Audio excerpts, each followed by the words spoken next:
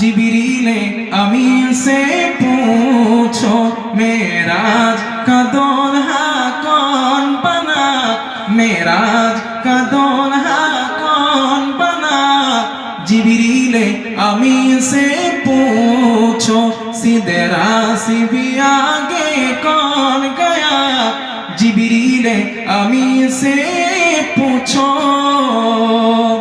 जिबरील से रब ने फरमाया, जिबरील से रब ने फरमाया जन्नत की सवारी लेकर जा। महबूब सीगे जाकर कहते अफ़वाह के करीबों ज़ेर क़रा। फिर कैसे